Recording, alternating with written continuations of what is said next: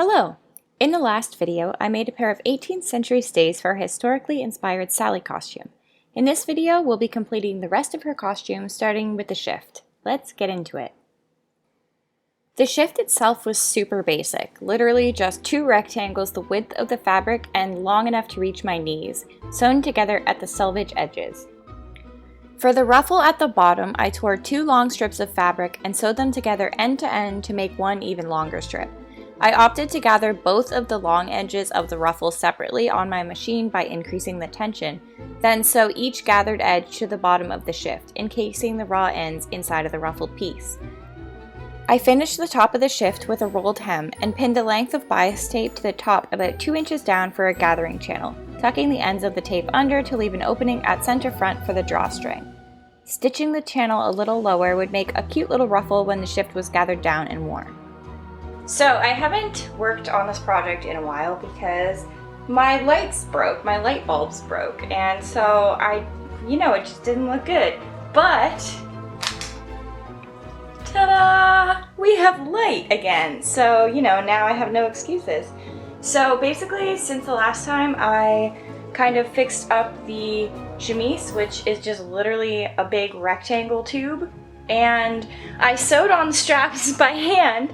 But like a dummy, I sewed through the drawstring. I should have sewn the drawstring later or something. So now I can't tighten it, which is really fun. I can tighten it in between these two straps and then that's it. So I'm gonna have to take the straps off and do it again, but more carefully. So that's what I'm gonna do now. Hello. He's like, oh, was that for me? Oh, don't show them your butt. Oh my god. Wow, I haven't done this in a while. I'm so bad at it again. I know, whatever, you got it. This shot has gone to hell. I decided to sew the straps on differently this time, so I serged them first and then just machine stitched them on.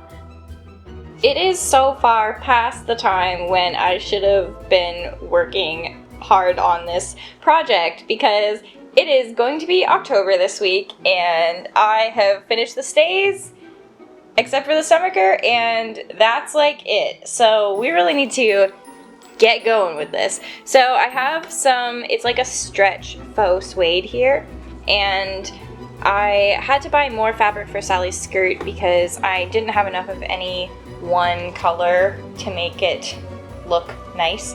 So I have this here, and I'm just going to make a really simple circle skirt with that, but I'm going to cut slits up the side, and we're going to kind of have the skirt attach in an 18th century fashion, i.e. tie the sides together, back first and then the front. The rest of the skirt isn't going to be 18th century, but I thought that would be cute, and then I can make a little pocket as well because I don't have enough things to make right now. So yeah, the skirt should be actually pretty simple, so I'm going to cut that out now. I opted for a full circle skirt for maximum twirl potential, so I folded my fabric in half twice, then cut out the skirt to my measurements. My preferred circle skirt calculator is linked in the description. Alright, the skirt is cut out. It took about 4 seconds, so I'm just a jerk who doesn't do stuff that is easy to do. Anyway, I think it's really cute. I would totally wear this.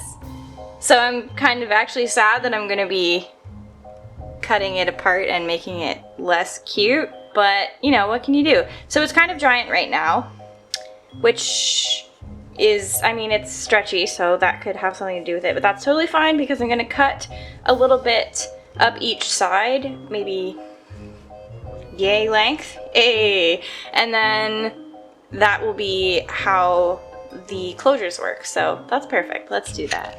While this fabric won't fray, I still wanted to finish the edges, so I took some bias tape, folded in half, and pinned and top stitched that in place around the side openings. I used a similar method for the waistband and ties, except using twill tape instead of bias tape. I found the center of 2 lengths of twill tape that were long enough to go around my waist and tie at the opposite side, and pinned and top stitched those in place. The edges of the tapes won't fray, so they can just be folded once instead of the bias tape, which needs to be folded twice.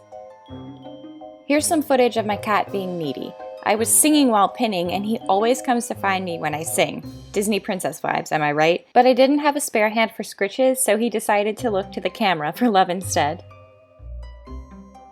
To make the skirt look a little bit more disheveled, I sketched out a spiky line on the wrong side and then cut out all those shapes. I wasn't worried about it looking too neat or uniform, and it was kind of fun to just go for it. Then it was back to the patchwork. Using more of the same scraps I used for the stays, I cut out a bunch of different sized squares that would be stitched onto the skirt. This was a great way to use up scraps that are too small for anything else. I pinned the patches to the skirt to test if I liked their placement.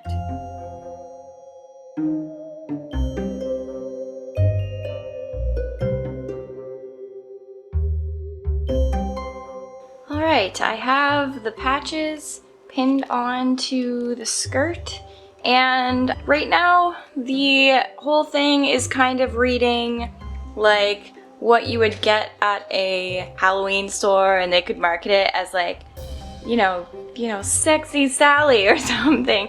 And also kind of like what would happen if Sally met Tarzan. So, they're both vibes that I'm not really aiming for.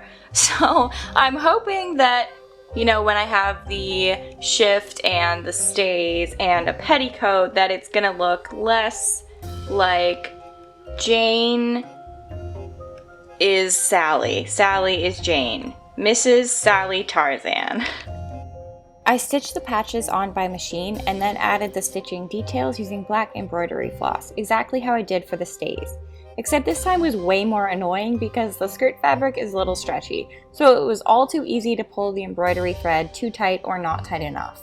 But we got through it, and with that the skirt was finished. Moving on to the pocket. This wasn't in my original design, but I couldn't resist. I kind of just made up a pocket pattern using pictures of 18th century pockets as a guideline, and made it from leftover fabric from lining the stays. I know my fabric isn't ironed here, don't come for me. I cut out the pocket with about a centimeter of seam allowance and added a little bit to the top, not for seam allowance, but because my pattern wasn't quite long enough. I sewed up the edges by machine, leaving the top edge free for now, and trimmed the seam allowance down to about 5 millimeters. I then clipped on leftover bias tape around the edges of the pocket and pinned some around the pocket slit as well. All the bias tape would be sewn on using a slip stitch to both the front and back of the pocket.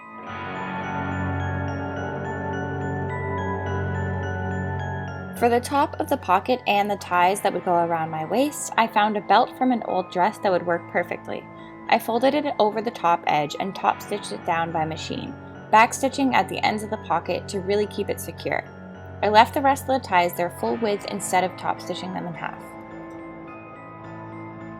Now that the rest of the costume was done, including the extra things I hadn't planned in the first place, it was time to stop procrastinating and just make the sleeves.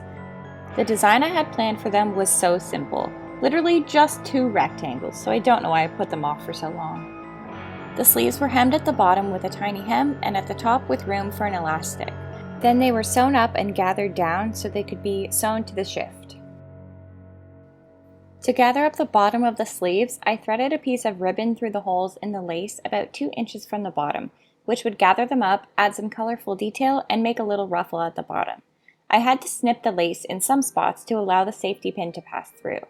Once the ribbon was through, I determined the length it should be so I could get it on and off without retying a bow every time, but still loose enough that I could get it over my elbow, then tied a double knot and a bow on top to keep it tight and looking pretty.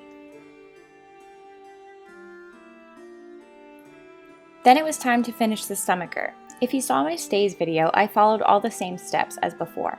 I cut out 2 layers of the strength fabric and 1 layer of the outer and lining fabrics. I sewed the boning channels on the strength layers, then added the bones.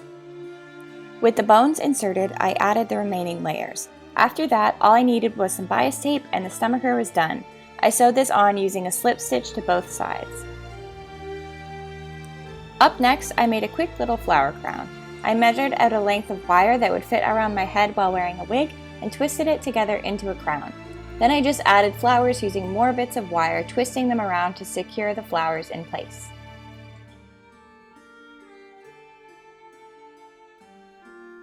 So I've got some of the roses attached. I'm going to try it on with the wig to make sure it's looking okay. I might add some more after, but I just wanted to note. So I ordered these roses online, and they have this like coating on the petals that makes them feel more like a real rose, but I don't know if you can see how grimy the table is now. Like, it is not a permanent solution for these roses. My hands feel like I've only ever touched newsprint and nothing else. It feels so grimy. So great. But I mean, it's looking okay, so that's something, right?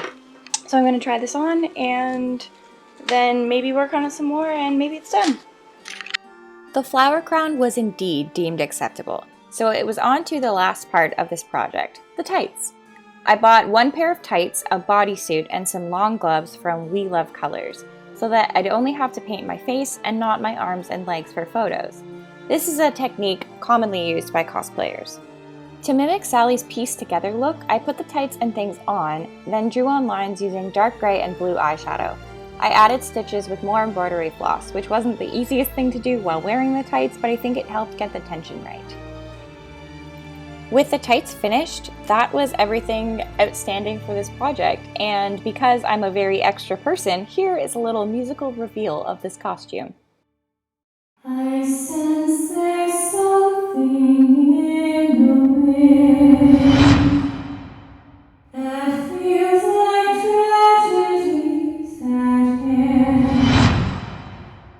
And will we ever end up together? No, I think not.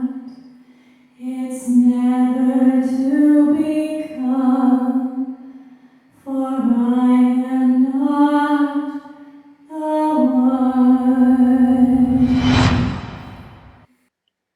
Thanks so much for watching. I hope you enjoyed it. If you liked this video, be sure to subscribe for more costuming and sewing content. See you next time!